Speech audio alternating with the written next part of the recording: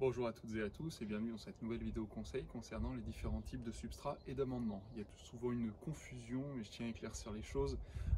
Au niveau des terreaux, compost, engrais, on est souvent un peu perdu, on ne sait plus quoi utiliser, pour quelle utilité précisément. Voilà, donc on va faire le point. On va commencer tout d'abord par la base, le terreau.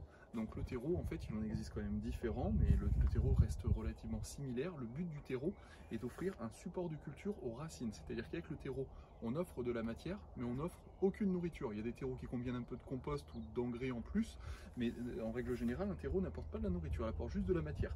Donc on l'utilise dans deux cas principalement, soit en pot, on met exclusivement du terreau, soit sinon en pleine terre pour les plantations quand on veut alléger le terrain, et là on met du terreau mélangé à la terre. Voilà pour ce qui est du terreau. C'est un support de culture, ou appelé aussi substrat.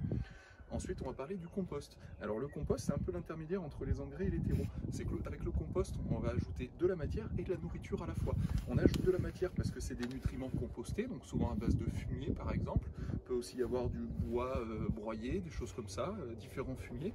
Donc l'avantage d'un compost, quand je parle de compost en sac, hein, bien sûr un compost du commerce qui va être naturellement équilibré et bien décomposé. Parce qu'un compost maison peut être trop riche, pas assez riche, pas équilibré, enfin bon, il peut faire des fois plus de mal que de bien.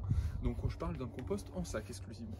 Donc un compost en sac va apporter des nutriments et va apporter aussi de la matière. On voit qu'il est riche en matière et il est aussi riche en nutriments. Donc là on l'utilise principalement en pleine terre pour les plantations.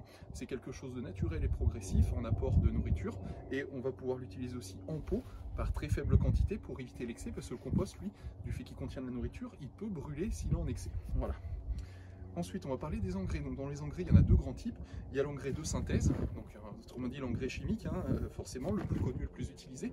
Et on a aussi l'engrais biologique, qui lui est issu d'éléments organiques et naturels. Donc l'engrais, forcément, lui, il est composé, je ne vais pas rentrer dans les détails, mais de nutriments chimiques. Il va nourrir la plante rapidement et sur le long terme. L'engrais naturel, lui, c'est plus différent, va falloir apporter plusieurs substances. Donc les sangs et cornes, par exemple, séchés, broyés, sont des nutriments qu'on retrouve dans les engrais biologiques. L'engrais biologique, lui, va prendre des éléments organiques, des éléments naturels, essayer de les compresser au maximum pour apporter un maximum de nourriture. Donc avec l'engrais, que ce soit biologique ou chimique, on apporte de la nourriture, mais on apporte aucune matière, ou en tout cas très peu de matière. Donc là, c'est pour une plante qui a déjà suffisamment de terre, suffisamment de terreau ou de terre de jardin au pied. On va apporter de l'engrais simplement pour apporter de la nourriture. Ça peut être le cas par exemple d'une plante en pot qui souffre un petit peu, plutôt que de faire un rempotage pour lui apporter d'autres surfaces à exploiter en terreau, on va lui apporter de l'engrais pour la nourrir directement. Voilà. L'un et l'autre sont très utilisés et ont le même effet hein, quasiment. C'est-à-dire que maintenant, autant avant il y avait quelques années, il y avait des différences entre les engrais bio et les engrais de synthèse. Là maintenant, les engrais bio peuvent durer aussi longtemps et quasiment contenir autant de nutriments. Pas tout à fait quand même, mais quasiment, on s'en rapproche en tout cas. Donc ça devient très performant même en bio. Et il y a une dernière catégorie dont je voudrais vous parler. Donc là, c'est pas un engrais, c'est pas un terreau non plus, c'est pas un substrat. En fait, avec ça, on peut appeler ça un biostimulant.